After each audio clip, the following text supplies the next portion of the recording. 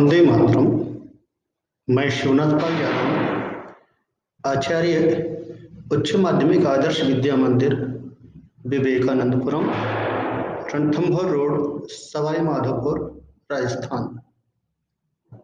प्रिय दर्शक बंधु भगिनियों, मैं आपकी एवं आपके परिजनों की कुशलता के साथ साथ सभी के उत्तम स्वास्थ्य की मंगल कामना करते हुए आज दिनांक 30 जनवरी 2021 शनिवार को कक्षा 8 वर्ग क ख वेला 5 विषय हिंदी व्याकरण पाठ क्रमांक 8 पदबंध के प्रकरण में परिचय अर्थात परिभाषा, पहचान अर्थात विशेषताएं, प्रकार एवं उदाहरणों के माध्यम से चर्चा के लिए आप सबके समक्ष उपस्थित रहते हुए सहयोग की अपेक्षा के लिए धन्यवाद के साथ मैं अपना विषय आरंभ कर रहा हूं। जैसा कि पाठ का नाम है पद बंध, दो शब्द हैं पद और बंध। पद शब्द का प्रयोग भाषा की दृष्टि से सभी भाषाओं में के साथ साथ गणित में भी पद शब्द का प्रयोग होता है। हिंदी में काव्यात्मक विधा की दृष्टि से भी पद का शब्द का प्रयोग होता है। तो पद शब्द के जो अर्थ हैं, इसको काव्य के रूप में भी ले सकते हैं। पद अर्थात काव्य, काव्य में ही शब्दों का समूह होता है।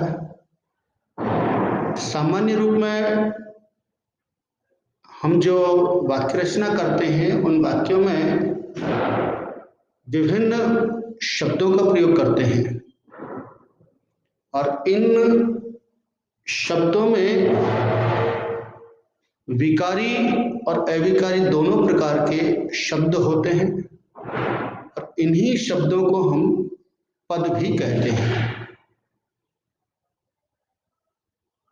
किंतु यहाँ अपन इस पाठ के माध्यम से हम विकारी शब्दों में संज्ञा, सर्वनाम, विशेषण, क्रिया और अविकारी शब्दों में से केवल क्रिया विशेषण,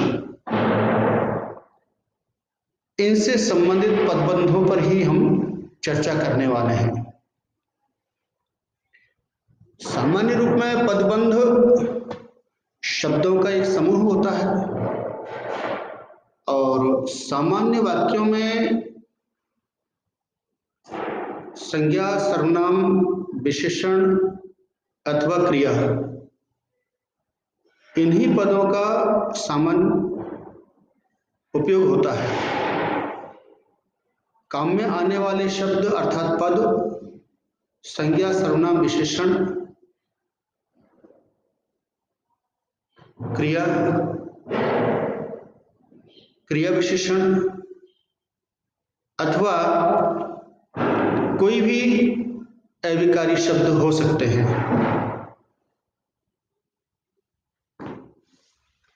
किंतु जब वाक्य में शब्दों के समूह को, पूरे समूह को जब संज्ञा के रूप में काम में लिया जाता है, अर्थात पूरा शब्द समूह एक संज्ञा का प्रतिनिधित्व करता है, अर्थात संज्ञा के रूप में होता है, तो फिर वे सारे शब्दों का जो समूह है जो संज्ञा के रूप में काम में आ रहा है, वह संज्ञा पदबंध कहलाता है। अब पद को तो हमने जान लिया है, पद का अर्थ है शब्द। पद बंध, अब पद बंध में इसकी कुछ विशेषताएं हैं और और इन विशेषताओं के आधार पर हम पदबंध का निर्णय करते हैं।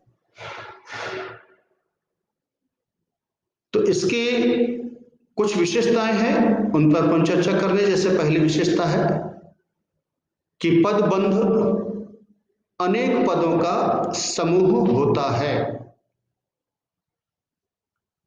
जैसे अनेक शब्दों के लिए एक शब्द अपन काम में लेते हैं, इसी प्रकार से अनेक शब्दों का समूह जो है यह होता है।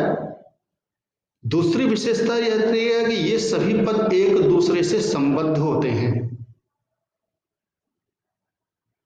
पहली विशेषता तुमने देखी कि यह अनेक पदों का समूह होता है। दूसरी विशेषता पदबंध की हम जानते हैं कि ये सभी पद एक दूसरे से संबद्ध होते हैं और ये पदबंध किसी भी पद के स्थान पर प्रयुक्त हो सकते हैं। चौथी बात जो निकल कर आई विशेषता, कठिन भावों को स्पष्टतया अर्थात स्पष्ट रूप से अभिव्यक्त करने के लिए पदबंधों की आवश्यकता होती है और पदबंध इसलिए आवश्यक होता है। तो वाक्य में जब हम कहीं मिश्र वाक्य, मिश्रित वाक्य अथवा संयुक्त वाक्यों की जब रचना होती है तो संयुक्त वाक्यों में इस प्रकार के पदबंधों की का प्रयोग आवश्यक होता है और सामान्य रूप में किया जाता है। तो पदबंध को हम विशेषताओं के आधार पर पहचान सकते हैं। पदबंध शब्दों का समूह होता है। ये पद परस्पर एक दूसरे से संबद्ध होते हैं और ये पदबंध किसी एक पद के स्थान पर प्रयुक्त हो सकते हैं।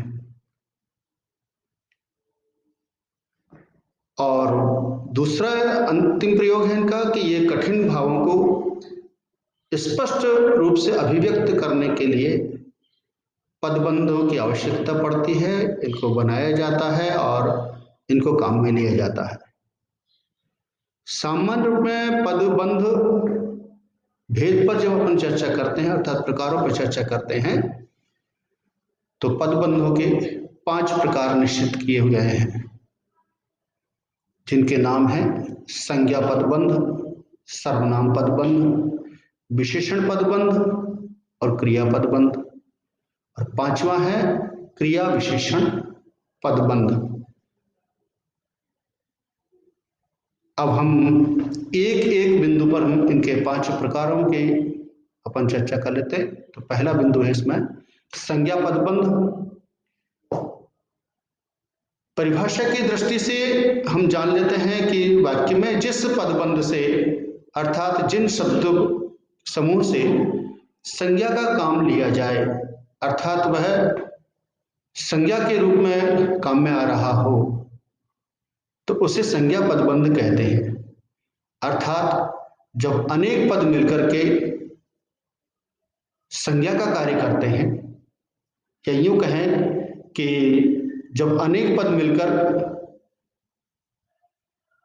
संज्ञा का कार्य करते हैं तो उसे संज्ञा पदबंध कहते हैं।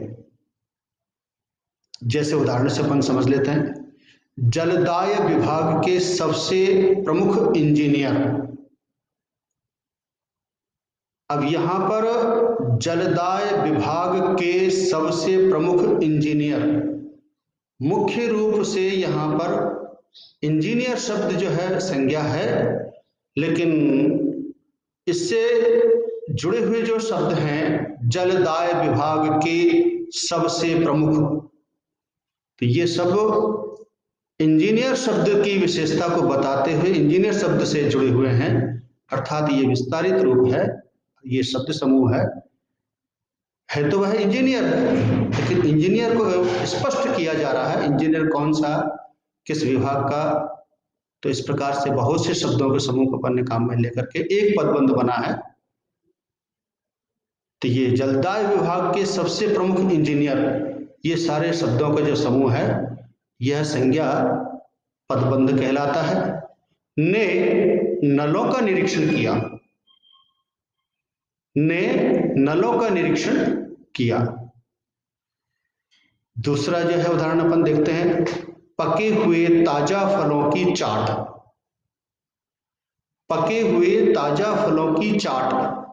अब ये शब्द समूह है और ये शब्द समूह संज्ञा पदबंध कहला रहा है, क्योंकि इसमें चाट की विशेषता बताइए। चाट किसकी, कैसी चाट?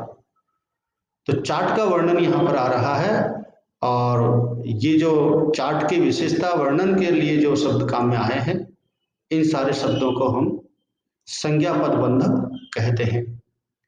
स्वास्थ्यवर्धक होती है। इसी प्रकार से तीसरा उदाहरण देखें, बर्फ से ढकी हिमालय की ऊंची चोटियां। बर्फ से ढकी हिमालय की ऊंची चोटियां, तो यहाँ चोटियों के बारे में आ रहा है, चोटियों का वर्णन बताया जा रहा है, चोटियों की विशेषताएं बताई जा रही है। और इसलिए ये सारे सारे शब्द समूह, बर्फ से ढकी हिमालय की ऊंची चोटियां क्या करती हैं? चोटियां हमारे देश की रक्षक हैं। इसी प्रकार से अंतिम उदाहरण जैसे हम देख रहे हैं, मुंबई में रहने वाले धनवान लोगों को, मुंबई में रहने वाले धनवान लोगों को, लोग कैसे, मुंबई के लोग कैसे? धनवान। कहाँ के? मुंबई में रहने वाले। तो ये सारे जो शब्द हैं, मुंबई में रहने वाले धनवान लोगों को गरीबों का दुख कैसे समझ में आ सकता है? तो ये बात यहां पे निकली है। ये शब्द समूह संज्ञा पदबंध के उदाहरण जो अपन ने अभी देखे, ये सभी शब्द मिलकर संज्ञा का कार्य कर रहे हैं, इसलिए इनको संज्ञा पदबंध कहते हैं। दूसरे प्रकार का जो बिंदु है सर्वनाम पदबंध, इसको अपन सीधे कह सकते हैं, वाक्य में सर्वनाम का काम करने वाले शब्द समूह को सर्वनाम पदबंध कहते हैं। यानी वह पूरा शब्द समूह सर्वनाम का काम करता है, सर्वनाम के रूप में काम में आ रहा होता है वाक्य में। उदाहरण के रूप में जैसे अपन जान लेते हैं, मजबूत बाहों से वजन उठाने वाले तुम, यहां तुम शब्द सर्वनाम है, और इन शेष जो शब्द आए हैं, मजबूत बाहों से वजन उठाने वाले, ये सारे सारे शब्द सर्वनाम तुम से जुड़े हुए हैं। इनका आपस में एक दूसरे से संबंध है, एक दूसरे से इनका संबंध प्रकट कर रहे हैं, सर्वनाम से जुड़े हुए हैं ये, इसलिए सर्वनाम पदबंध कहला रही है। एक बलवान युवा हो, तुम कैसे हो? एक बलवान युवा हो। अब इसको सामान्य वाक्य में हम कह सकते थे तुम एक बलवान युवा हो, लेकिन तुम शब्द से की विशेषता को लेकर के कुछ शब्दों का जब प्रयोग हुआ है, तो ये पूरा पूरा शब्द समूह सर्वनाम तुम के लिए काम में आ रहा है, अर्थात तुम की विशेषता बता रहा है, और ये सर्वनाम के रूप में काम में आ रहा है पूरा। इसी प्रकार से कक्षा के सभी विद्यार्थी बैठे रहे पर कुछ यहां से ऊपर पहुंच जाए, तो इसमें कक्षा के सभी विद्यार्थी बैठे रहें पर कुछ जो अनिश्चयवाचक जो सर्वनाम है, इसके लिए इससे इनका संबंध है और ये इस रूप में काम में आए। तीसरा उदाहरण जो कह रहा है, नित्य प्रातः उठकर टहलाने जाना, नित्य प्रातः उठकर टहलाने जाना, मैं अब दुखी हूं। तो इसके ये वाक्य जो है, वाक्य में शब्द है नित्य प्रातः उठकर टहलाने जाना, इनका सबका संबंध सर्वनाम में से है। अंधकार में आशा की किरण जैसा कोई अवश्य आएगा, तो यहां कोई शब्द के लिए आ रहा है सर्वनाम, तो ये पदबंध के रूप में जो अन्य शब्द जो आ रहे हैं, ये शब्द सर्वनाम पदबंध का कार्य कर रहे हैं, इसलिए सर्वनाम पदबंध कहलाते हैं। विशेषण, तीसरा प्रकार है विशेषण पदबंध।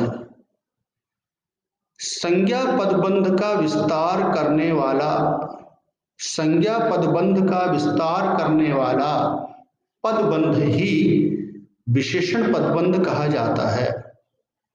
अर्थात संज्ञा तो विशेष्य के रूप में होती है और उसकी विशेषता बताने वाला पद समूह विशेषण पदबंध कहलाता है। जैसे मकराने से पत्थर लाकर बनवाया गया ताजमहल।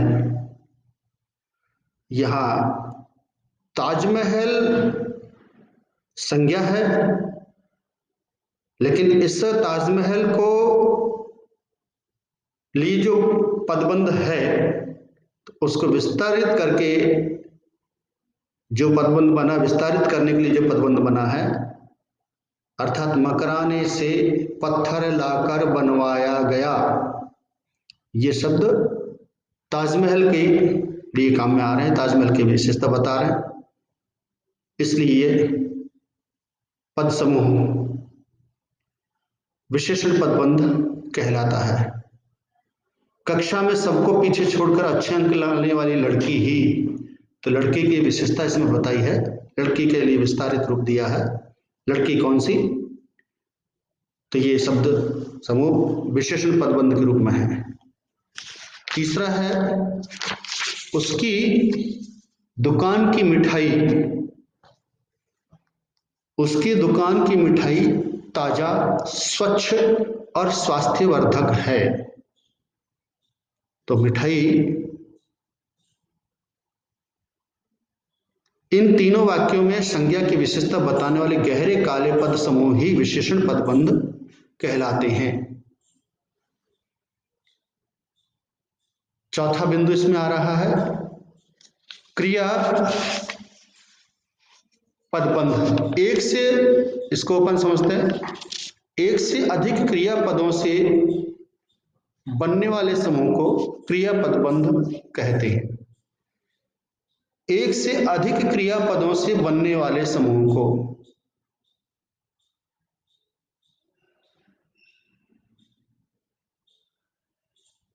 क्रियापदबंध कहते हैं। जैसे वह धीरे धीरे भोजन करता है, तो भोजन करता है यहां पर ये क्रियापदबंध के रूप में है। दूसरे उदाहरण में मोहन बैठा बैठा खा रहा था। तीसरा उदाहरण है बछड़ा खड़ा खड़ा पेशाब कर रहा था। तो यहां खा रहा था, यहां तीन शब्दों से मिलकर के क्रियापदबंध का निर्माण हो रहा है और ये पूरा समूह क्रियापदबंध कहलाता है। कर रहा था, खा रहा था, करता है।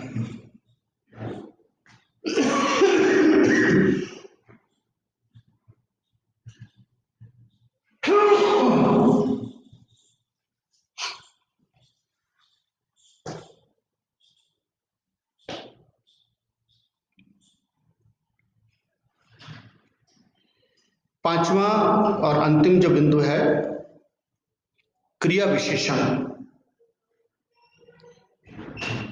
अर्थात क्रिया की विशेषता बताने वाला पदबंध क्रिया विशेषण पदबंध कहलाता है। क्रिया की विशेषता बताने वाले पदबंध क्रिया विशेषण पदबंध कहलाता है। जैसे दिसंबर के अंतिम सप्ताह में छुट्टी होगी। छुट्टी होना, अब ये क्रिया है, तो क्रिया की विशेषता के रूप में यहां पे आ रहा है दिसंबर के अंतिम सप्ताह में, जो शब्द काम में आ रहे हैं ये क्रिया विशेषण पदबंध के रूप में है। बिना दांत का आदमी चबाकर रोटी नहीं खा सकता। तो चबाकर, बिना दांत का आदमी, ये पदबंध के रूप में है। चबाकर क्रिया है, इसकी विशेषता बता रहे हैं।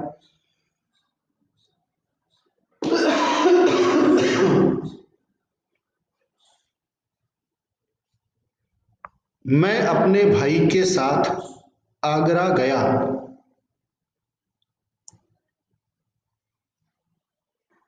जाना क्रिया गया है तो क्रिया की विशेषता भाई के साथ। इस प्रकार से ये 5 प्रकार के पदबंध हैं जिन पर अपन ने चर्चा की। इस बारे में हम अभ्यास करके और अच्छी तरह से समझ सकेंगे। यह बिंदु बड़ी कक्षा में भी आपके लिए उपयोगी है, वहाँ भी इस पर चर्चा होगी। अच्छा रहे अपन यहाँ पर इसको स्पष्ट कर लें। आपने सहयोग किया, इसके लिए धन्यवाद के साथ मैं अपनी वाणी को विराम देता हूँ। आज बस इतना ही।